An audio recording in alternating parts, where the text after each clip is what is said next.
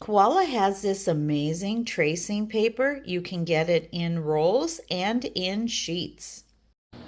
I got this light board a while ago, and so I'm going to use this for this tracing paper. And so I printed out some designs of flowers that I found on Creative Fabrica. So I am going to be using this with my light board.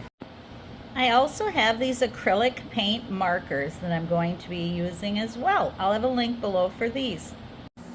I have my tracing paper on my light source here, and I have my image underneath, and now I'm going to draw a few of these with my markers, and then we're going to put them together.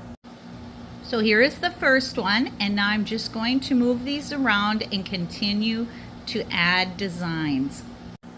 I'm just going to put a couple designs on each of my sheets here, and then I'm going to set them off to dry.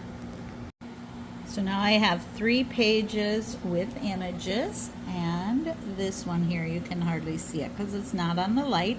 And now I'm going to stack these together. So now you can see how I've stacked my images together, and now I'm going to add one more sheet of tracing paper. So it just gives it that illusion.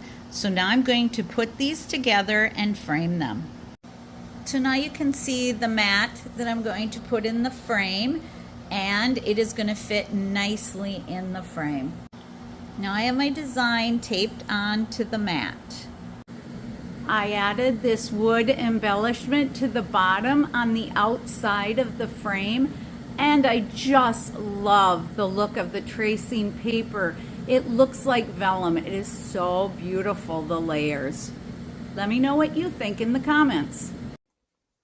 Thanks for watching my video. Please subscribe to my channel, see links below, and leave me a comment.